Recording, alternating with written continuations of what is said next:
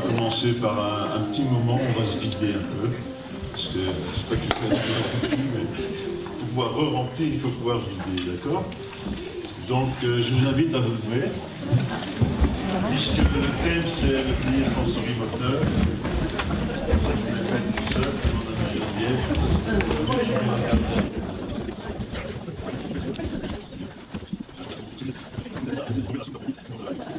Je vous demande de...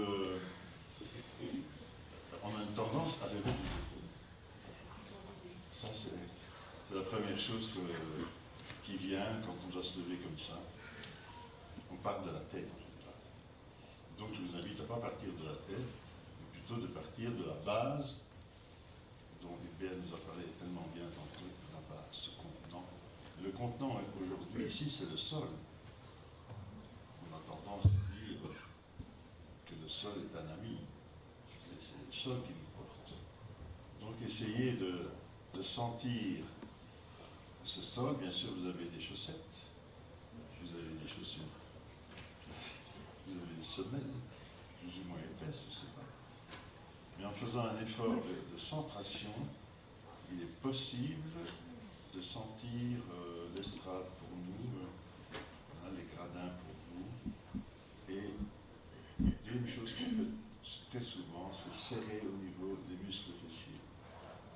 Alors, je ne sais pas si vous le sentez, mais essayez de vous étendre aussi cette partie qui a tendance à être en tension. Voilà, c'est ça. Très simple. Je vais vous demander de lever les bras. Je vais le faire une fois avant. Si vous voulez. Levez les bras pas comme ça, puisque votre voisin va se prendre.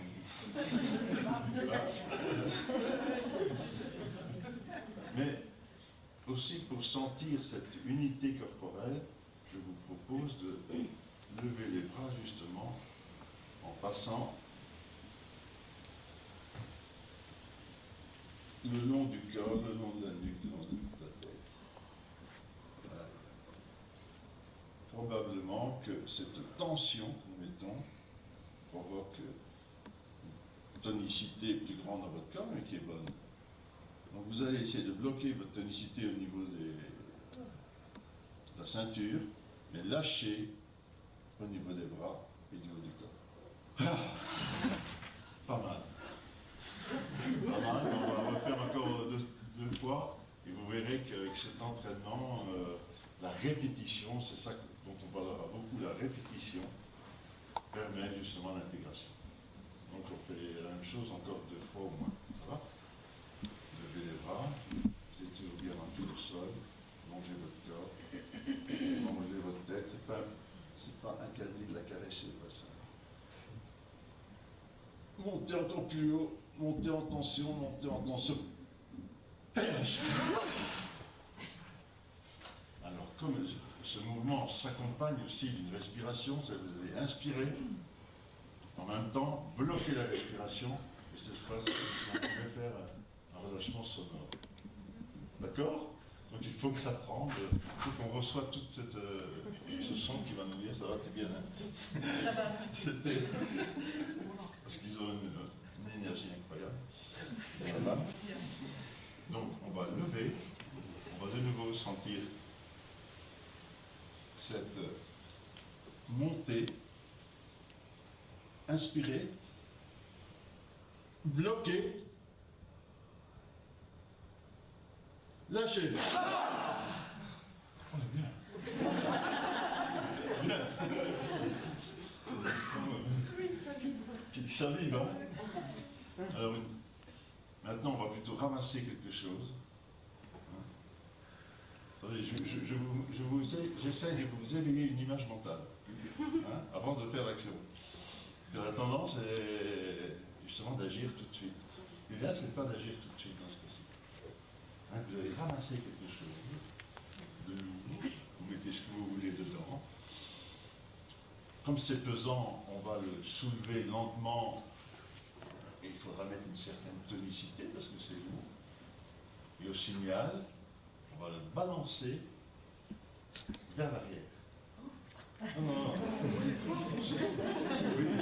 Alors, ceux qui sont Un premier rang, j'ai beaucoup de chance. Donc, on évite toujours le premier rang, c'est classique, on va se cacher derrière.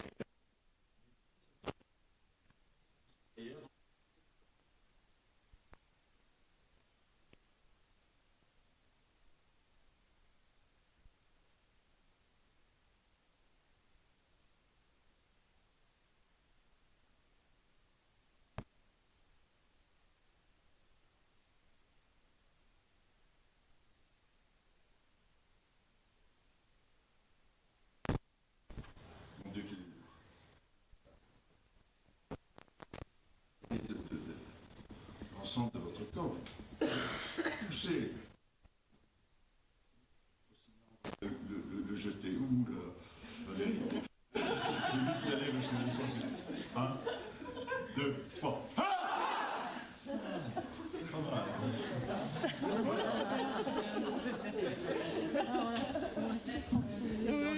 Voilà. C'est déjà un peu déchargé.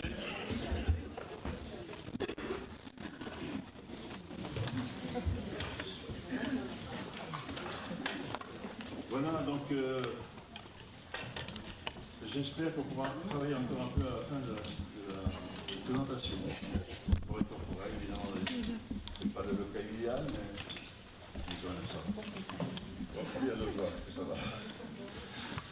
Donc, je remercie d'abord Alain, président de l'association et du conseil d'administration, et tous les membres, parce que c'est quand même pas mal.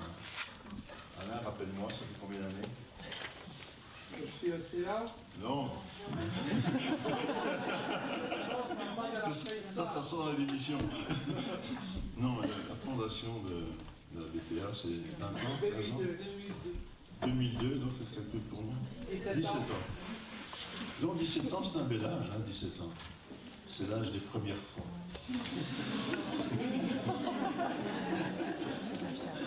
Alors, cherchez quelle est votre première fois à 17 ans.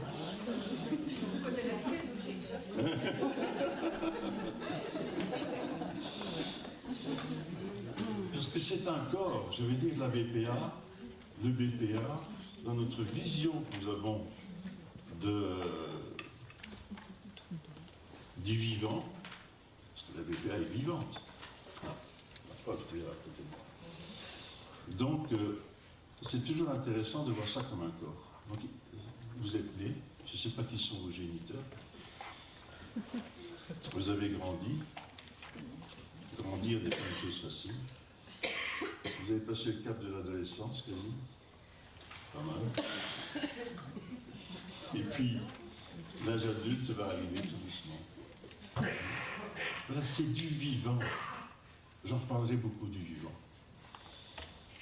Et puis vous allez un peu vieillir, peut-être un jour vous allez mourir. Oui. Excusez-moi, mais je peux casser l'ambiance,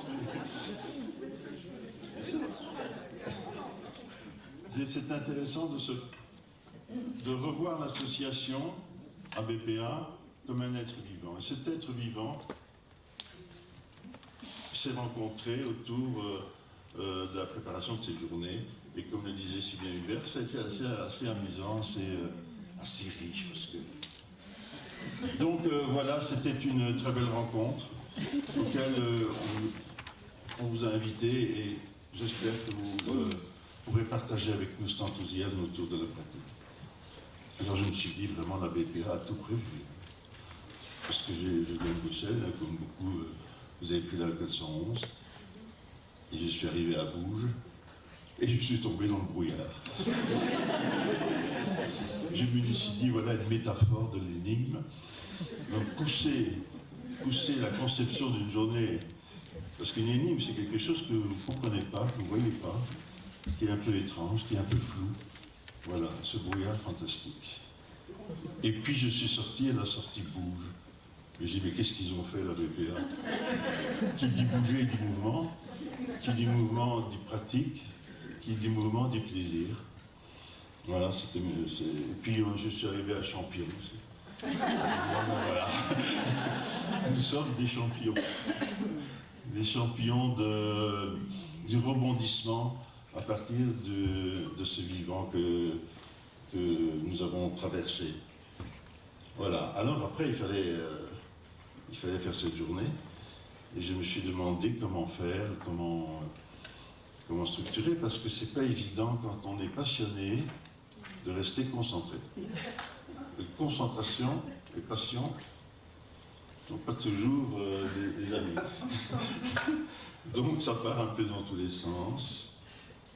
Et je me suis dit, pour essayer de me structurer un peu, et dans le fond, pourquoi il y a tant de discussions parfois entre nous, d'enthousiasme? Mais c'est parce que nous aimons la pratique psychomotrice au quotidien. C'est une question d'amour, si je puis dire.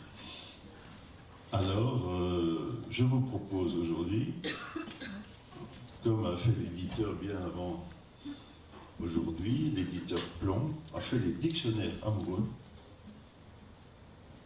du vin, de New York, des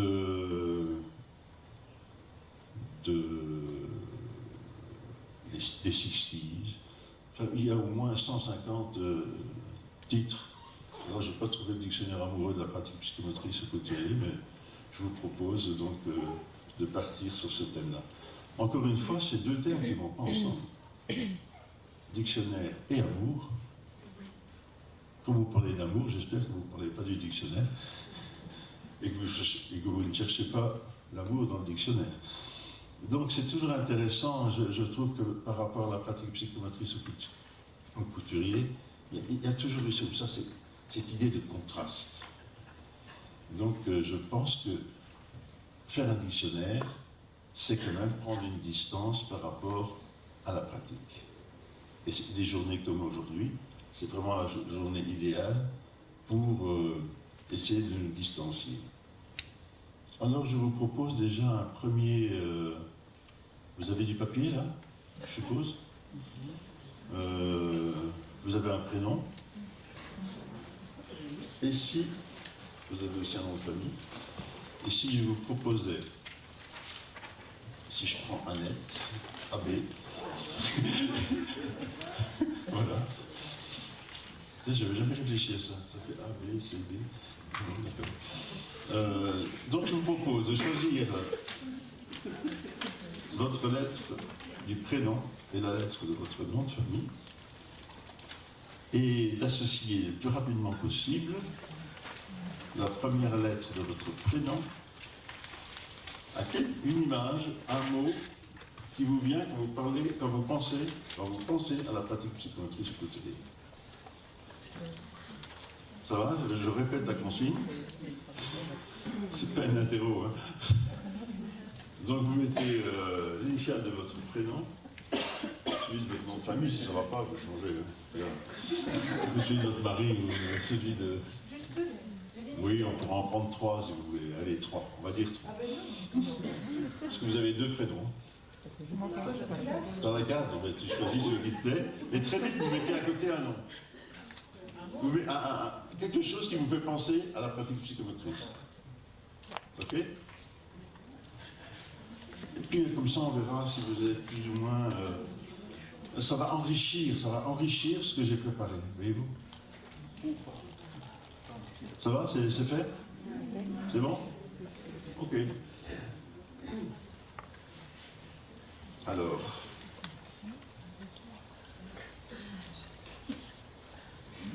Le titre aussi.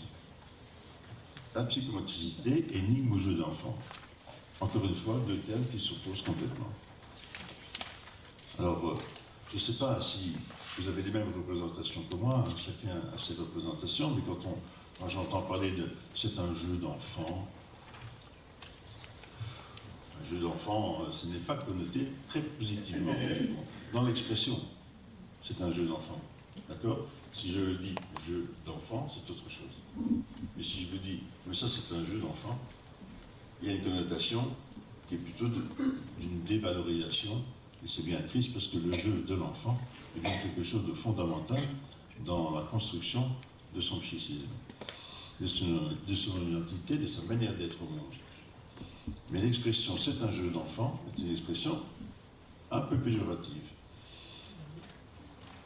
De même que énigme n'est pas péjoratif, mais est plutôt un terme qui renvoie au mystère, à la difficulté d'expliquer quelque chose qui est foncièrement caché. Dans les polars, il y a toujours une énigme, quelque chose qu'on a envie de découvrir. Donc voilà, je pense que ce qui est intéressant, c'est de poser la question. Énigme ou jeu de l'enfant.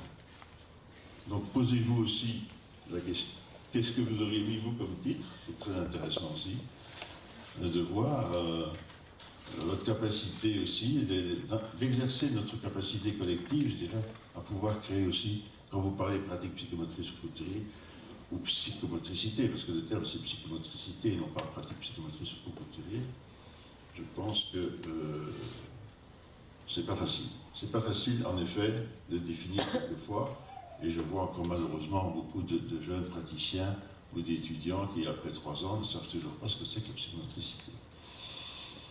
Ou quand vous devez expliquer aux parents quelle sera l'aide que vous allez apporter, ce n'est pas quelque chose qui coule de source. Donc on va essayer d'y voir un peu plus clair.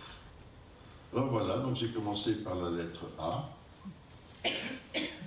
Et puis évidemment, j'ai eu beaucoup de mérite là.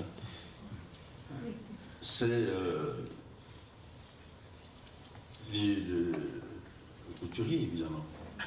Alors, au couturier, je pense que je rebondis un peu sur ce que Hubert a dit. Pour moi, ce qui vient comme association par rapport à Bernard Couturier, c'est un homme qui aime la vie. Et pour ceux qui l'ont rencontré, pour ceux qui ont pu faire de la formation personnelle avec lui, ou qui ont passé une soirée après un séminaire, il y avait quelque chose qui est de l'ordre d'aimer la vie, c'est-à-dire de voir une vision assez positive, je dirais, de l'enfant, par extension de l'enfant. Et c'était bien utile à une époque où la pathologisation, si je puis dire comme ça, était quand même très, très présente, à l'époque où il a commencé à développer sa pratique. Donc c'est une vision psychodynamique de la psychomotricité, de l'enfant, du mouvement. C'est toujours, souvent il nous disait, écoutez, c'est en mouvement. Ne fermez pas les choses, et on sait combien parfois à l'école, déjà à l'école maternelle, on a une tendance à étiqueter, on a une tendance à bloquer, on a une tendance à se réfugier dans une image, et ce qu'il nous a appris en tout cas, c'est de voir quelque chose qui est en mouvement perpétuel. Alors, troisième élément que j'aurais voulu souligner, qu'est-ce qu'il a mis au centre de son travail? Le corps. Mais le corps, ne le voyons pas comme quelque chose qui est séparé du psychisme. C'est ça la trouvaille de Bernard. Bon, il n'y a pas que qui l'a dit, c'est bien évident. Mais la tendance à vouloir séparer le corps du psychique est quand même extrêmement présent encore. Donc, quand on dit corps, c'est un corps entier, c'est un corps unifié. J'y reviendrai. Hier, j'ai participé aux 10 ans du PIM, je vais faire une intervention. Il y avait beaucoup de professeurs assez éminents. Et le PIM, c'est un service qui est intégré à la clinique Saint-Luc, qui est une équipe pluridisciplinaire qui intervient. Le pédiatre donne l'autorisation au PIM d'intervenir. Donc dans cette équipe, il y a psychologue, il y a kiné, psychomotricienne, il y a sciences sociaux, il y a éducateur, il y a aussi un pédopsychiatre. Et puis, ils se mettent à discuter dans l'amphi, comme ici, hier, donc, entre ce qu'ils ont appelé les somaticiens et ceux qui étaient plutôt dans l'aspect psychologique. Et Dominique Charlier, que tu connais bien, s'est un peu fâché, si je puis dire. Et comment, en 2019, on peut encore dire les somaticiens et les psys, alors qu'ils travaillent essentiellement des enfants, ou des adolescents en grande souffrance. Quand ils arrivent dans ce genre de service, c'est presque quelque chose de grave. Il y a une anorexie, il y a eu des tentatives de suicide, il y a des automutilations, etc. Donc, et je voyais combien on doit encore répéter et répéter que corps et psyché, ce n'est jamais qu'un tout. Et en effet, les pédiatres étaient tout contents de la rectification de Dominique Charlier pour dire c'est vrai, on ne s'occupe pas uniquement du symptôme. Bernard a mis le jeu au centre de son travail et surtout dans ses derniers ouvrages, j'en parlerai, il a vraiment insisté sur la valeur du jeu. C'est vrai que Winnicott, comme tu disais, a ouvert la porte, mais Bernard a donné au jeu, je dirais, quelques dimensions encore supplémentaires, notamment par les jeux de réassurance profonde, qui est un thème qui, je pense, pour ceux qui connaissent la pratique, parle, mais qui n'est pas encore vu exactement dans cette dimension. Chaque fois que l'enfant joue, l'enfant est en principe dans un processus de réassurance. Ah oui, je vais mettre un diapo. Voilà. Ça va? L'action. Encore une fois, l'action, j'en parlerai un peu plus tard dans l'abécédaire, n'est pas toujours bien connotée, l'action. Ne dit-on pas à l'action, quand on est dans un monde de psy, c'est vite associé au passage à l'acte. Malheureusement. Ou il s'agite. Tu le disais, il s'excite, il est dans l'action. Alors que l'action, telle que dans la pratique, nous la concevons, est essentielle pour le développement psychomoteur de l'enfant. Et le plaisir, évidemment, puisque c'est un peu même le fil rouge de ma présentation, le plaisir. Mais ça paraît une évidence maintenant, peut-être. Mais ce plaisir n'était pas quelque chose de, je dirais, de spontané, lié de pouvoir traiter les enfants à partir de, je dirais, de la réactivation du plaisir. B. Oh, oui, c'est comme ça un peu. Depuis qu'il m'a traité de fils spirituel, voilà, je confirme le diagnostic. C'est-à-dire que le B m'a renvoyé à Bernard, mais m'a surtout renvoyé à l'identité de l'enfant. Et que nous l'avons bien vu dans le film de Lesbel en jouant, vous nommez les enfants. Vous prenez le temps de nommer les enfants. Ça paraît une banalité, encore une fois, parce que vous le faites, il y a certains praticiens ici qui le font au quotidien, mais cette identité, cette idée de nommer l'enfant est très loin quand même de certaines, je dirais, tendances à vouloir justement étiqueter l'enfant, ou le ramener au diagnostic, ou ramener au symptôme. C'est une histoire individuelle. Et quand je dis, Hubert a très bien dit comment ne pas être un clone, comment se reconstituer une identité, quand on est en formation qui est assez, il faut bien le dire, séduisante, si je puis dire, et qu'on pourrait effectivement tomber dans quelque chose qui est de l'ordre d'identification très, je dirais, fermée. Vous savez, c'est une nouvelle identité. L'information est une nouvelle identité professionnelle, certainement, mais aussi, en partie, il y a aussi, je dirais, un impact personnel. Donc, comment toujours revenir à cette histoire unique et singulière? C'est, je me souviens que j'avais été invité à Turin chez une collègue, Fédé, qui était spécialiste dans l'autisme, pour les enfants trisomiques, pardon. Et j'étais intervenu là uniquement pour dire, non, c'est un congrès sur la trisomie, Donc la tendance est de faire un groupe de trisomiques, je dirais le groupe de trisomiques, et que la pratique au couturier a certainement contribué au fait qu'on ne s'intéresse pas à la classe à laquelle il appartient, mais bien à l'individu. Et ici, Agir, jouer, penser, qui est un livre qui date de l'année passée, il y a 12 ans, l'année passée, je ne sais pas dire exactement. Je pense que ça montre un peu l'évolution de Bernard. C'est-à-dire de partir de Bruno, et donc de tout de suite dire un cas d'autisme très intéressant, par exemple, la pratique psychomotrice au service de ces enfants. Voilà, non, c'est Bruno. Ça change tout.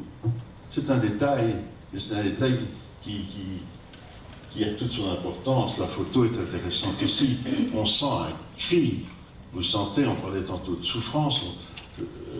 Cet enfant, Annette pourrait témoigner, parce que nous sommes les plus vieux témoins.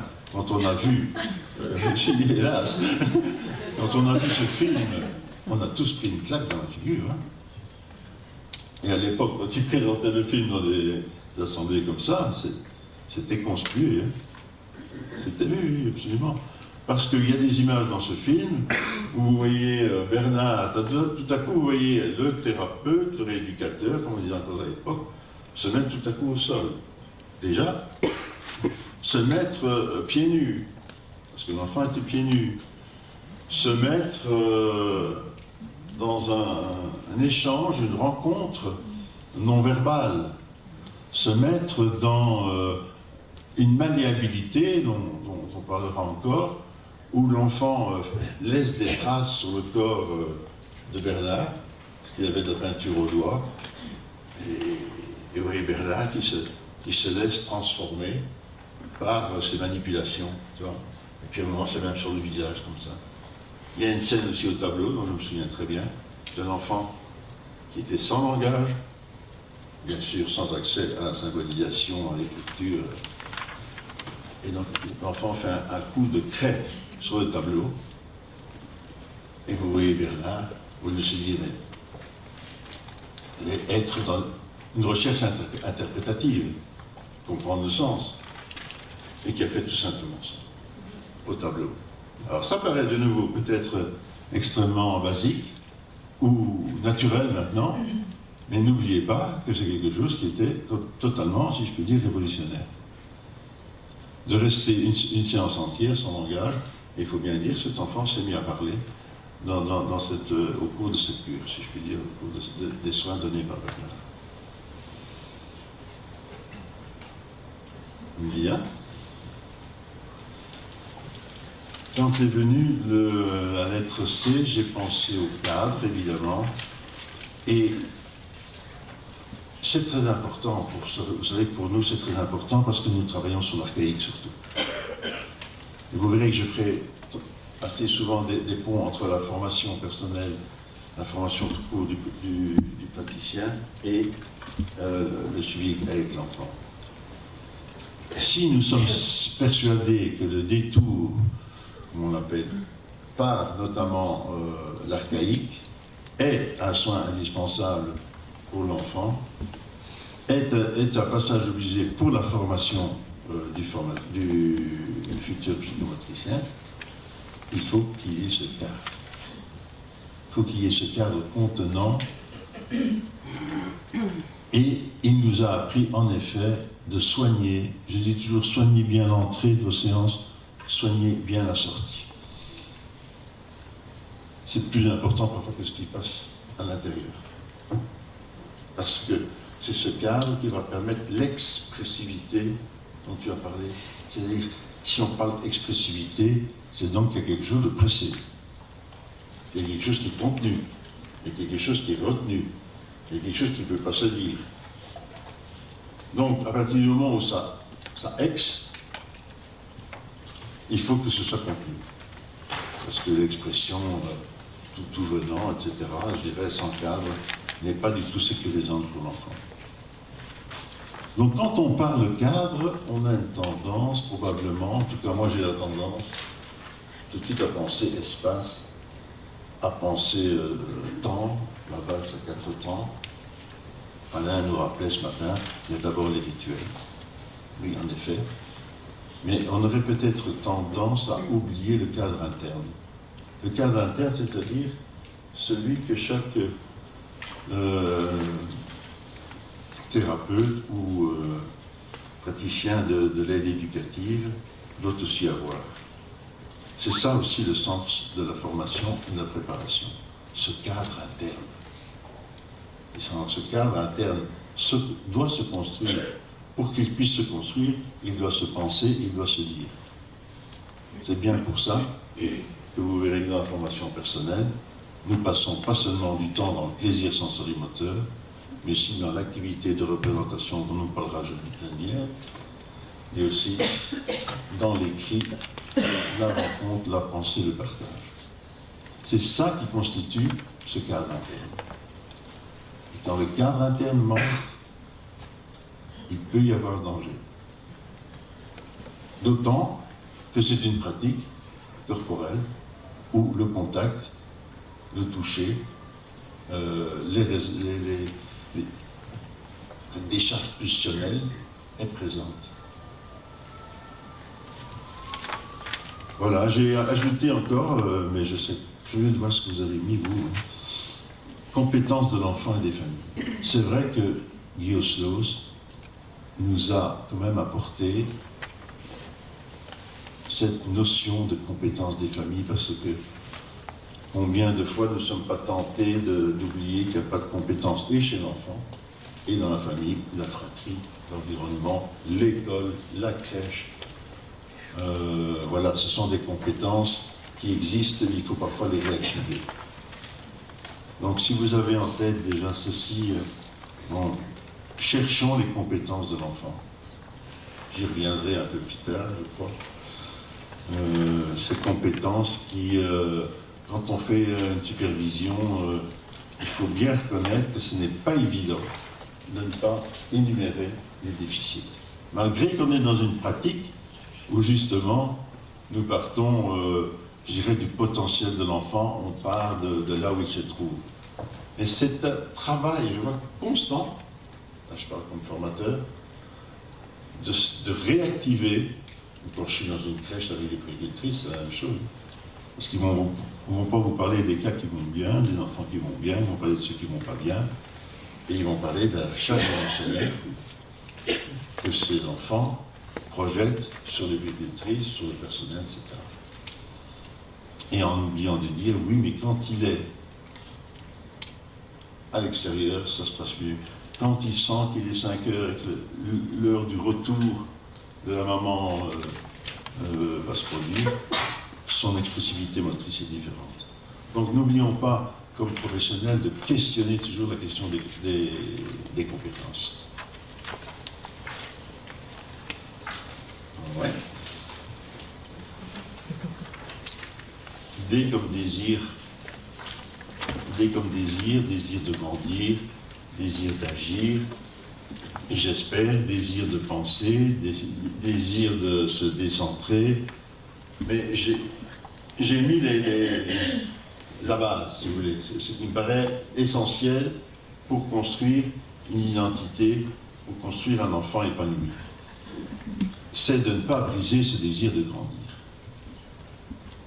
Et encore une fois, c'est très facile à dire. Quand je dis comme ça, personne ne va dire, bah non, on va envier le désir de grandir d'un enfant. Or, ce n'est pas aussi facile de respecter, je dirais, on a bien vu de nouveau dans la vidéo, c'était très amusant. Est-ce que vous avez vu le père? Il y avait un père qui était en short, me semble, en Bermuda, me semble.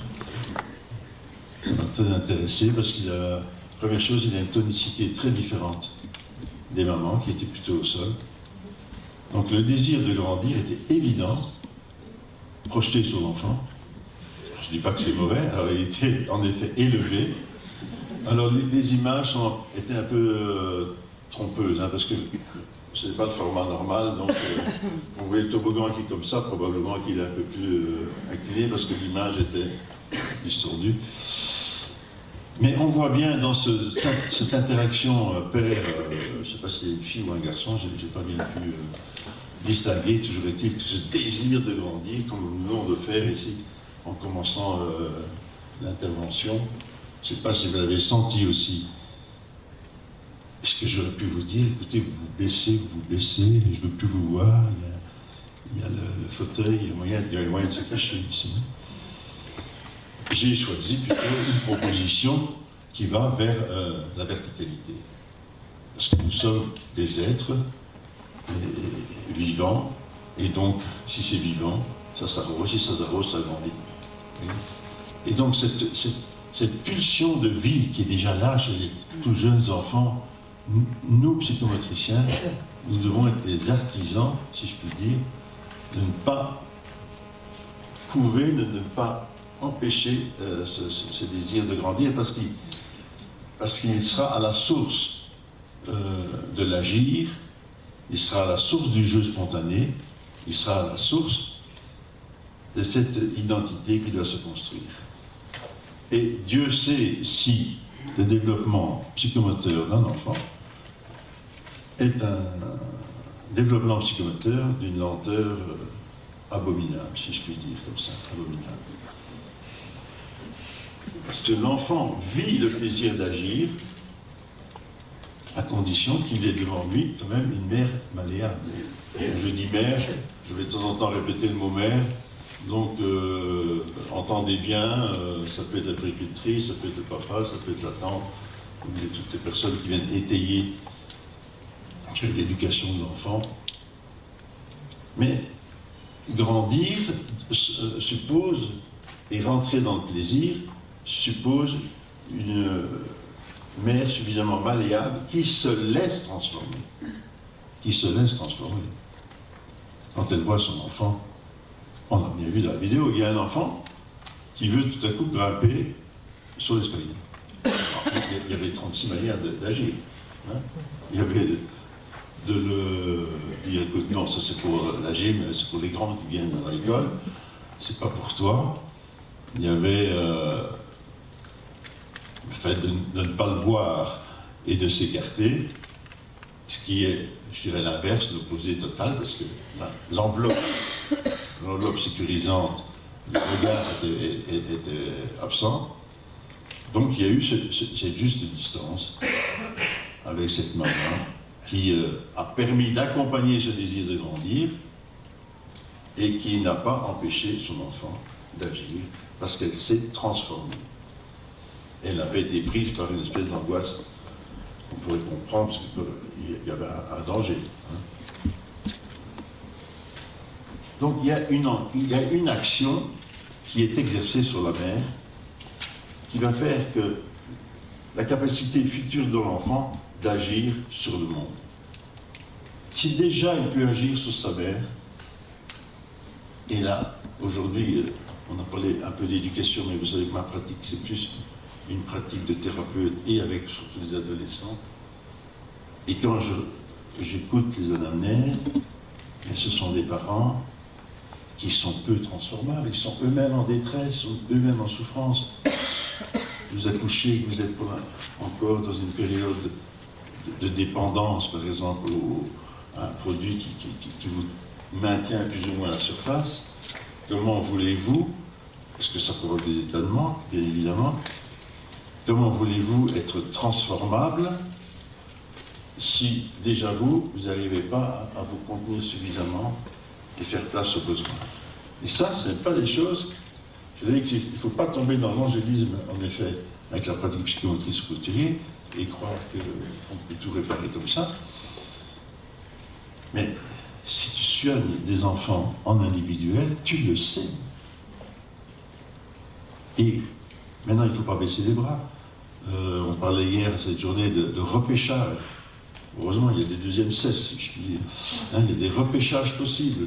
Et le repêchage passe parfois par cette rencontre avec vous, par une crèche qui convient bien. Donc, tantôt, quelqu'un m'a dit, je travaille à Notre-Dame, je ne sais plus où elle est. Ah voilà, merci. À notre abri, tu dois le voir tous les jours. Ça, cette incapacité de transformation qui est spontané peut-être parce que tu as été suffisamment contenu et aimé, qui n'est pas d'office. Désir de grandir. Ah ben voilà. Et vous connaissez nos espaces, vous connaissez nos salles, ce sont des salles transformables. Il y a peu de lieux thérapeutiques où la salle est transformable. Hein. Même Freud, il devait avoir vissé son divan. Et un jour, j'étais très jeune, j'étais à l'ENOC, je faisais une présentation de la pratique du couturier, mais je débutais, je ne savais pas trop quoi dire. Et donc, je disais, on a des coussins et des matelas, et alors ça bouge. Alors, il y avait un psychanalyste français qui était en stage. Moi, le matelas, c'est toujours dans le même sens. Basta. L'idée de transformer, de bousculer, de faire que ce matelas, ce coussin devienne autre chose, lui paraissait absolument inconcevable. Et ça, je peux comprendre, s'il fait une cure analytique, il va en effet pas laisser le patient balancer le divan. Oui, c'est possible? C'est bien, comme je vois. J'aimerais bien que tu me racontes une histoire de patient qui a balancé sur le divan. C'était la fin de la cure. Le parti clinique. Donc je reviens à cette situation. Un enfant, c'était pas un enfant en grande difficulté, c'est un enfant que je prenais dans le centre où je travaille après les heures. Et il avait simplement plutôt une problématique d'une fusion très forte mère-enfant. Il y avait eu séparation. Et donc la maman s'accrochait désespérément, si je puis dire, à son enfant pour, je dirais, combler son chagrin de la séparation. Donc, problématique que vous devez rencontrer assez régulièrement, d'une dyade très forte qui ne s'ouvre pas. Voilà. Quand un enfant qui est en troisième maternelle à cette époque se met à construire comme ça, eh bien il faut le laisser agir, évidemment. Hein, il a voulu que je l'aide, je l'ai porté exactement comme faisait le papa, je l'ai porté. Et ça, c'est un moment absolument magique. Et il a trouvé le bon petit coussin pour caler la tour, évidemment, pour qu'elle ne s'effondre pas. Donc son unité n'est pas totalement construite. Il a besoin que cette tour soit quasi... c'est comme un étançon, vous connaissez. Hein, vous êtes aussi un peu technicienne. Quand on construit une chape en béton, il faut étançonner. Hein, le temps que ça sèche et après vous enlevez les étançons. Donc c'est une sorte d'étançon, en quelque sorte. Évidemment, son corps ne fait que sublimer, si je puis dire, sa construction. Donc il s'est mis le plus haut possible. Il voyait bien que s'il pouvait toucher le plafond, enfin, la limite, ce serait la jubilation totale. La question de la limite est une question très importante aussi. Et heureusement que nous savons voilà, ça c'est une scène que vous pouvez connaître. Si vous êtes dans la pratique éducative, je voyais tantôt dans l'entrée, le matériel. Mais je suis toujours frappé. Parce que Hubert, tu nous disais tantôt, c'est pas de l'agitation, c'est pas de l'explosion comme ça, tous azimuts. Et je crois que ce qui n'apparaît, c'est un peu jeune et tonitruante, si je puis dire comme ça, pédagogue qui essaie de faire bouger les lignes et qui a bien étudié aussi les neurosciences et comment se construisent les schémas praxiques, comment ça se fait. Ça se fait en tout cas si l'enfant est capable de rester à certains moments concentré. La concentration est absolument indispensable. Et après une séance, parce que c'est la valse à 4 temps, il y a ce temps de représentation qui peut être un temps graphique, qui peut être un temps très créateur et projectif visuel de tout ce qu'il a vécu. Mais c'est une projection, c'est exactement ce que fait l'enfant là sur la diapositive précédente. Mais regardez le geste de l'enfant qui se trouve à l'avant-plan, de même que celui qui se trouve à l'arrière-plan. Bon, c'est du matériel que vous faites un mauvais mouvement, ça tombe. Hein. Donc, c'est quand j'ai entendu Cécile Alvarez, je me suis dit, mais dans le fond, la pratique psychomotrice, dans la construction de cette base à 4 ans, parce que le plaisir, c'est pas seulement le plaisir de chuter de la décharge, le plaisir, c'est aussi le plaisir de construire. Ne réduisons pas la psychomotricité, c'est parfois une tentation, je dirais, hein, de dire, bah oui, les enfants, je dirais, détruisent. D'ailleurs, nous devons réfléchir ensemble, est-ce que c'est nécessaire de détruire toujours le mur en début de séance? C'est notre débat, mais c'est des discussions très intéressantes qu'on peut avoir, et que, en effet, l'enfant de 1968 et l'enfant de 2019 n'est pas tout à fait le même. Et nous en avons parlé avec Annette et mes collègues, avec Madame Inizan l'année passée, lors de notre stage. Voilà, je voudrais insister sur cette praxis que vous voyez là, qui est un réel plaisir. Car vous l'avez tous vu, votre enfant réussit à mettre l'objet, à encastrer, même si c'est un peu difficile, vous voyez, il s'y prend 2, 3 fois. Il y a un plaisir d'intégration de ce qu'il projette là, c'est-à-dire je me construis un axe, comme on l'a dit tout à l'heure. Voilà une autre construction. Là, c'est dans un groupe d'aide, avec un cursus, il y a peut-être des représentants ici, je ne sais pas. Un garçon aussi, j'ai pas mis la deuxième diapositive, mais ça aurait été bien. Donc il se met à construire. C'était un enfant qui vivait avec une maman extrêmement hypocondriaque. Donc forcément, plutôt du côté de la dépression, du côté de, je dirais, du manque de plaisir, manifestement. Et comme souvent, les enfants sont les éponges, si je puis dire, de la souffrance de leurs parents, et cherchent toujours à les protéger, à les consoler, à les faire rire, etc., etc. Et malgré tout, en fin de séance, il arrive à construire cette magnifique construction. Bon, on pourrait en discuter sur le plan cognitif, etc., mais je resterai dans le plaisir sensorimoteur. Voilà une très belle construction qui montre combien ces enfants sont de nouveau, je dirais, dans une jubilation extrême de voir quelque chose qui tient en équilibre. Parce que la chute les équilibres, c'est très intéressant d'observer comment il va finir. Donc nous devons aussi étudier à la fin de la séance. Est-ce qu'on fait déconstruire?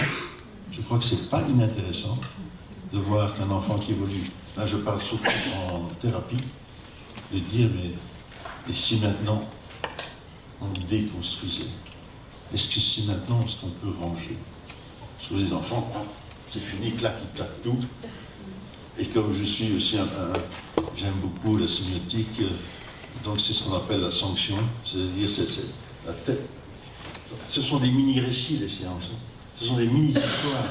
Et la sanction, bien souvent, quand un enfant n'est pas encore sûr, notamment de revenir, c'est pour ça que la question de la rencontre, il y a ce qu'on peut appeler le transfert, nous préférons dire des résonances émotionnelles, réciproques, est très importante.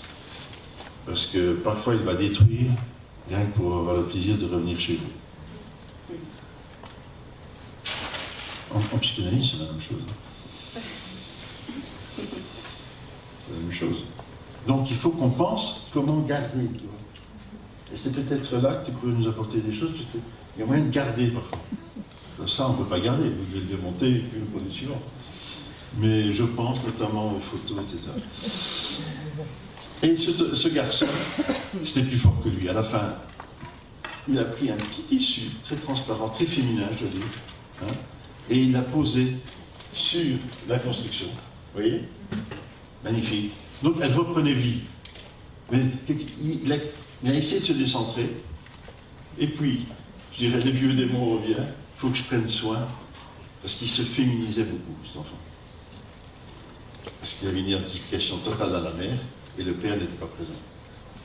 Donc il voulait continuer cette espèce de collage que la mère, je dirais, avait besoin, si je puis dire, avait besoin comme ça. Donc il met un petit tissu transparent, puis il en met un deuxième, et puis il me demande de prendre la photo de lui à côté de cette, comme des amoureux. si je puis dire, comme des amoureux. Donc, il y a du travail, on continue. Hein. Voilà. Alors ça, il y en a qui se reconnaissent. Je voulais faire le lien avec la formation personnelle, que vous connaissez, je pense que la plupart des personnes le connaissent, mais j'en parlerai un peu plus tard. Ce désir de grandir, ce désir de se tenir les uns aux autres, d'aller le plus haut possible, d'essayer de toucher le plafond. Eh bien, quand vous laissez des adultes, comme toi et moi, jouer simplement, on a encore envie de grimper là-haut.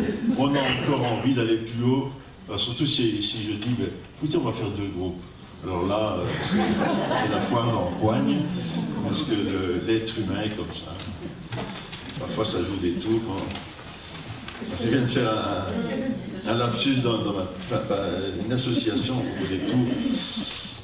À force de vouloir la puissance et de faire des tours de plus en plus hautes, vous savez que parfois ça se termine aussi par des trames. Donc il faut pouvoir ériger, mais il faut pouvoir aussi descendre. Descendre, déconstruire, démonter. Le E m'a fait penser à l'éducation psychomotrice. Alors parfois, quand vous demandez qu'est-ce que c'est, on vous demande, c'est quoi vos séances là? Ben, dites-le peut-être avec d'autres mots, mais c'est avant tout un itinéraire de maturation. C'est aider les enfants à grandir. Et si on veut être un peu plus accessible parfois. Parce que l'itinéraire de maturation, ça fait un peu problème technique, ça fait un peu jargon, si je puis dire. Et je crois que c'est ça qui a été pas mal, c'est que, si je puis dire, c'est que Bernard a bien observé l'enfant, a bien observé comment il se construisait, et c'est toujours une dialectique chez Bernard. Il agit, il joue, comme j'ai dit, parfois il fait, et puis on ne sait pas toujours, enseignant, je ne sais pas toujours ce que vous faites, pourquoi vous le faites. On ne sait pas vous prendre la tête. Chaque fois que vous prenez un objet, chaque fois que vous vous déplacez, en disant qu'est-ce que je fais, qu'est-ce que ci, qu'est-ce que là. Soyez en relation, soyez bien avec l'enfant. Après, on peut réfléchir. Après, on peut se dire, tiens, comment cet enfant, d'où l'intérêt d'observer, d'où l'intérêt de parler après la séance, ou d'observer les productions qu'on fait des enfants. C'est une valse à 4 temps. Je ne sais pas, je pense que c'est Marie qui a mis cette expression, non? Oui. Tu veux bien te l'approprier? Non, cette valse à 4 temps, moi j'ai bien aimé, je dois dire, cette métaphore, parce que dans la valse, comme tu le disais, il y a du mouvement. La valse, c'est plutôt quelque chose de très joli à voir. C'est l'accord de 2 personnes, parce que vous pouvez valser tout seul. En principe, quand vous valsez, on est à 2, c'est mieux quand même, non? Et puis, 4 temps, voilà. Il y a une rythmicité. Il y a une rythmicité, il y a des jeux d'enfants, mais vous vous rendez compte que ce que joue l'enfant là, dans sa tête, c'est pas un jeu d'enfant. C'est ça la différence. Qu'est-ce que c'est que jouer? Qu'est-ce que c'est ne plus jouer? Grosse question. Compliqué à répondre. Ce que je pourrais dire jouer, c'est qu'il y a un cadre. Jouer, ça peut être quand il y a des règles communes. Sinon, vous ne savez pas jouer. Hein, si au foot, tout d'un coup, on dit oui, on peut prendre la balle avec les mains, on est tous d'accord que c'est avec les pieds. Vous voyez ? Il y a un objectif commun, c'est par exemple de rentrer la balle dans une cage, etc. Donc jouer nécessite un cadre, nécessite des règles acceptées des 2 côtés. D'ailleurs, c'est bien pour ça qu'en thérapie, bien souvent, ce n'est pas du jeu.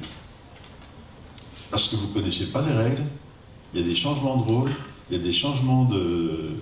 En effet, on pousse les limites. Tout d'un coup, ah oui, mais... Alors les enfants sont spécialistes. Oui, mais c'est pas comme ça, on change. Moi, j'ai travaillé avec des grands, donc ils devaient évidemment toujours gagner, ils devaient toujours changer les règles au bon moment, ils devaient toujours, je vais dire, arranger les choses pour que ça fonctionne. Voilà, mais ça nous dit tout autant, ça nous dit, voilà, il n'est pas encore sorti de cette période peut-être de la pensée magique où il est tout puissant, où c'est lui qui croit avoir créé le sein, ben voilà, donc continuons à travailler et tout doucement. Ça se passe déjà à la crèche. Il y a des enfants qui sont capables de jouer. C'est-à-dire de rester dans un cadre convenu et d'accepter un certain partage des règles. Donc cette pratique est en cohérence avec le développement de l'enfant, absolument. Parce qu'elle va, c'est le titre du dernier livre de Bernard, agir, jouer, penser. Et en effet, une séance, il faut commencer par agir.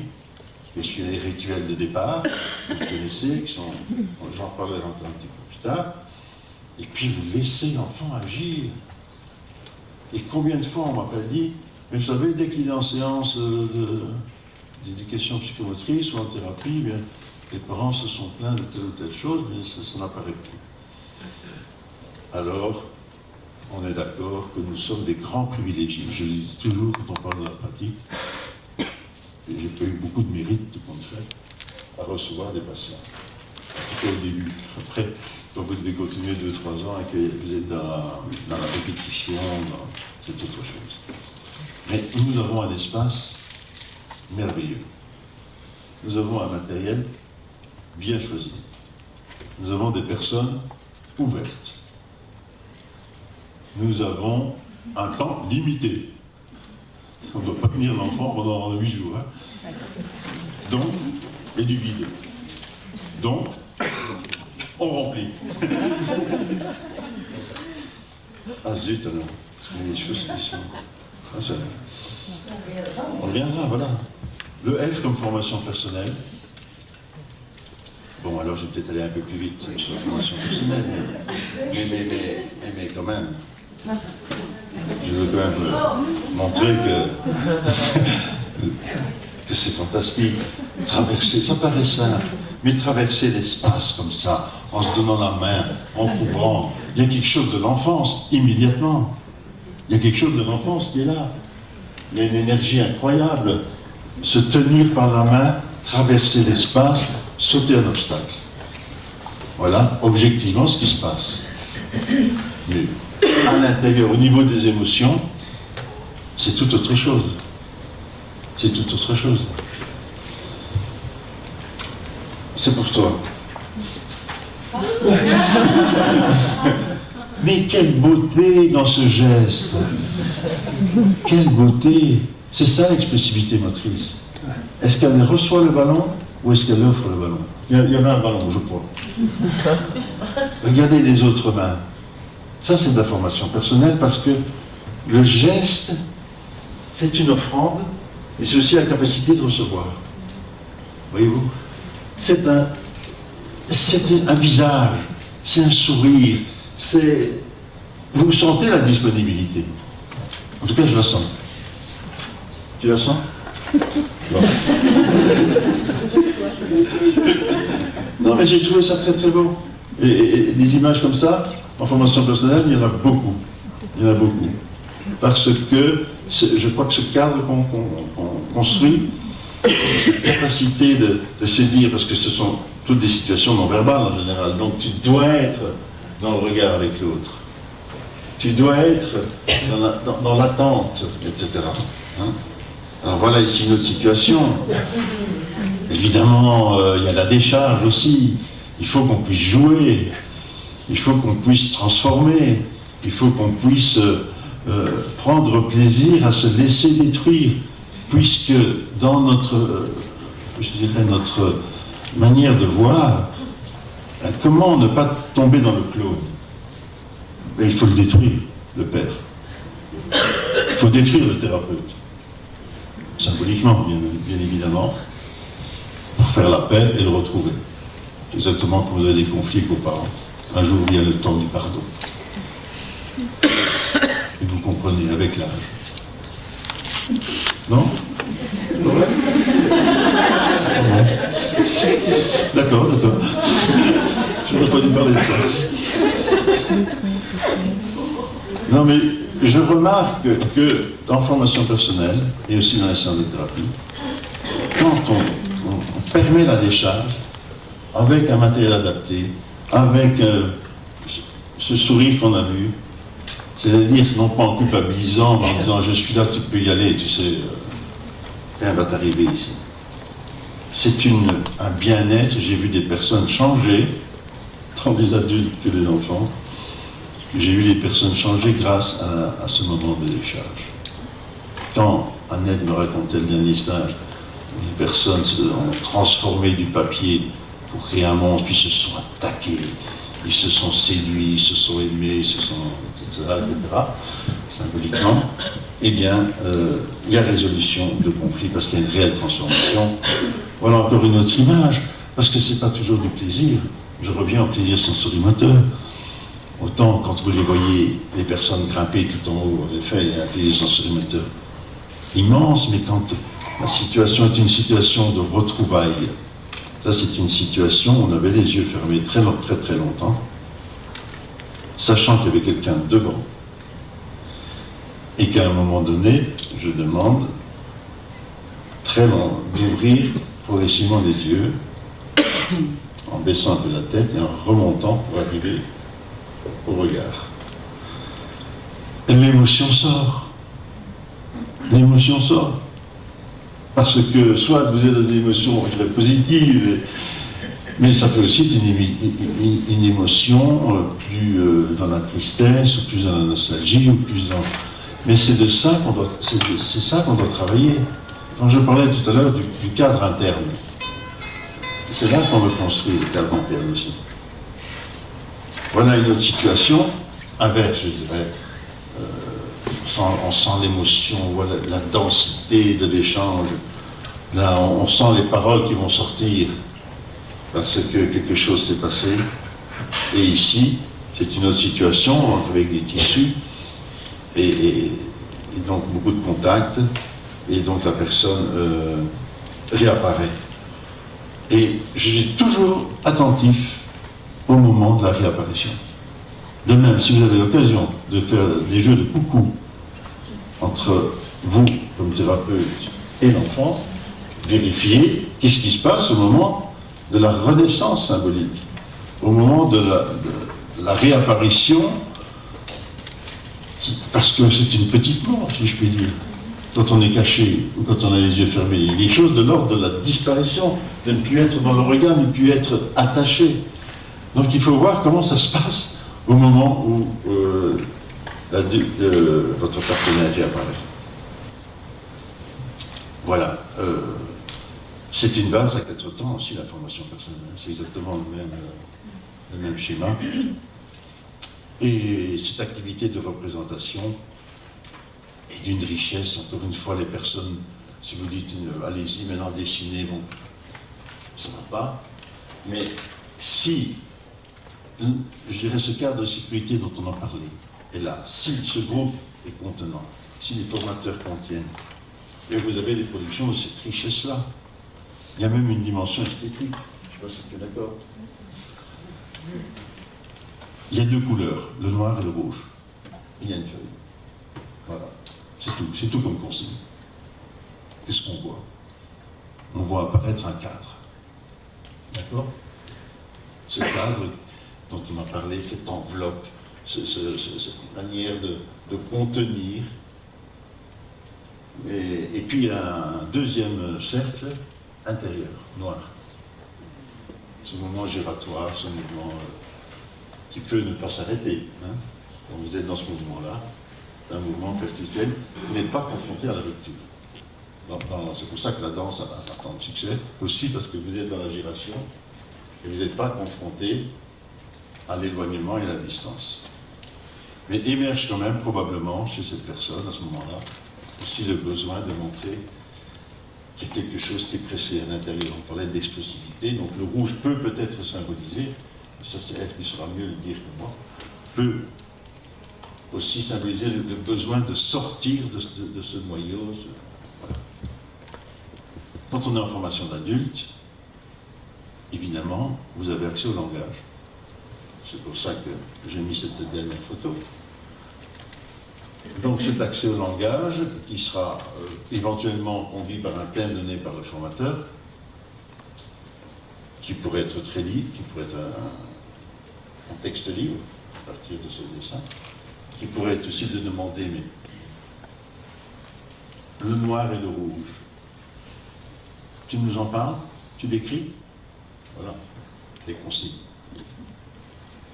Mais la grande chance, la grande différence entre la formation personnelle qui a un vecteur thérapeutique, c'est évident, mais qui est avant tout une formation à la compétence, nécessite cette mise à distance qui ne serait pas nécessaire si on a affaire à des artistes. Picasso, qui a une production formidable, il y a extrêmement peu d'écrits sur Picasso. Il détestait, écoutez, moi je peins, eh bien, regardez et faites ce que vous voulez avec ce que j'ai fait.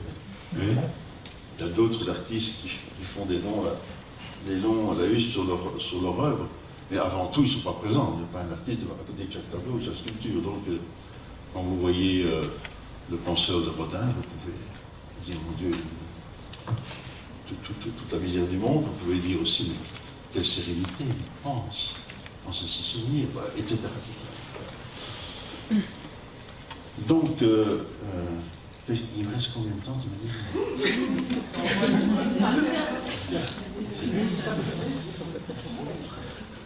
Bon, alors, je sais pas.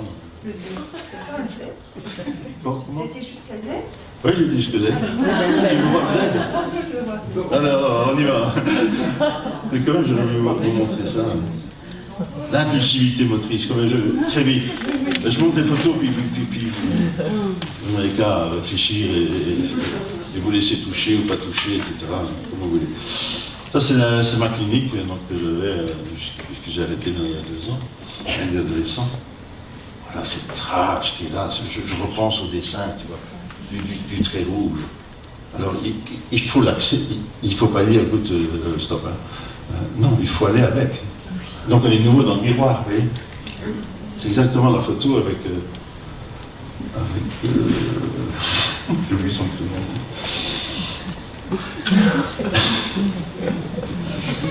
Donc, c'est cette tension. Il y a tension chez l'enfant, il y a tension chez le thérapeute. C'est pas le moment de lui dire calme-toi, ça suffit, etc. Non, il y a une amplification. Quand votre enfant fait blablabla, vous faites blablabla, non? Oui, il y a quelque chose comme ça d'une simplicité en même temps, d'une complexité et d'une simplicité. Le miroir me semble une évidence dans ce travail. Ce qui va permettre une transformation. C'est ça l'intérêt du plaisir sensori-moteur, c'est que ce n'est pas quelque chose qui se répète, c'est quelque chose qui se transforme. Le tonus est transformation. Pas toujours, hein. Vous connaissez des gens hypertoniques.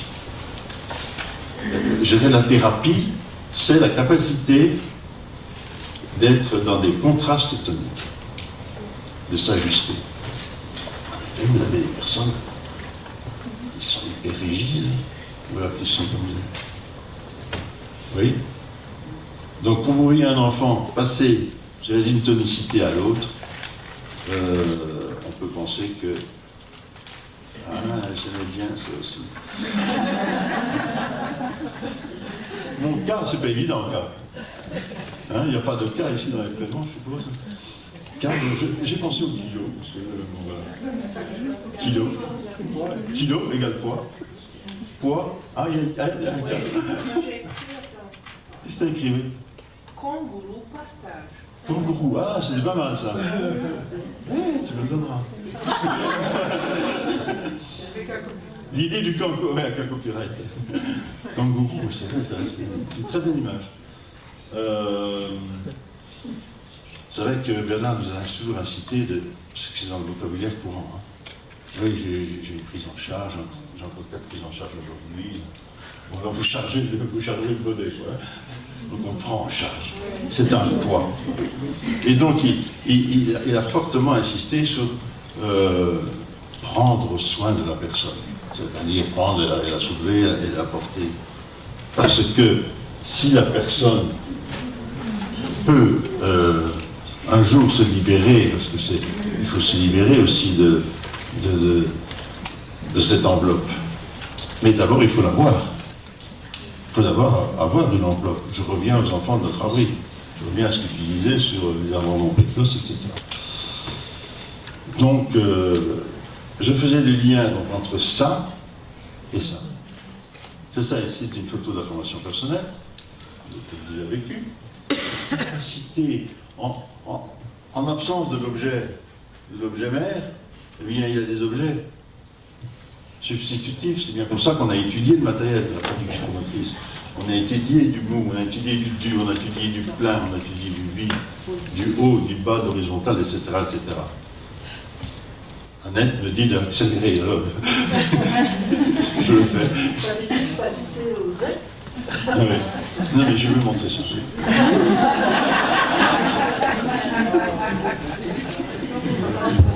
Parce que tout ça, c'est lié, voyez-vous. Ça, et ça, c'est lié. Tout ça, c'est une même histoire. Voilà, je pense que vous êtes là.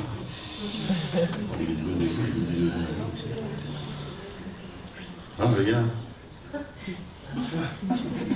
On se comprend. Voilà, ça.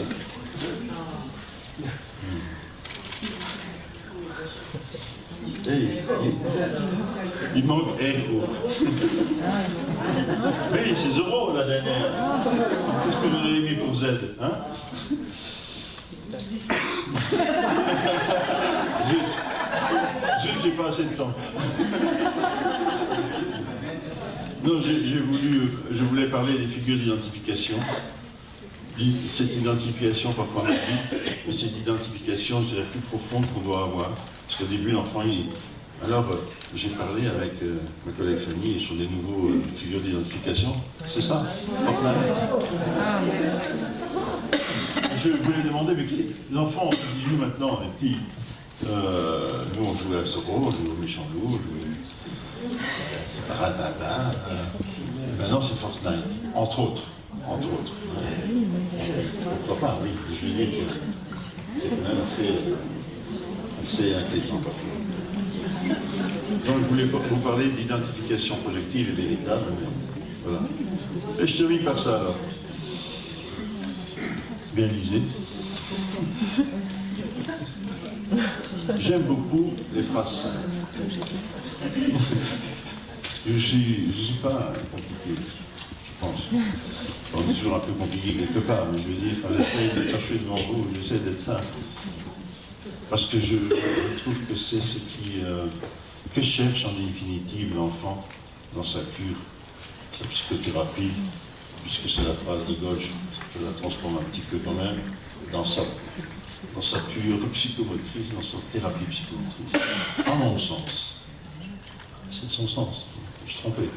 Tout simplement, peut-être, la rencontre avec un adulte, pas comme les autres. Je vous remercie.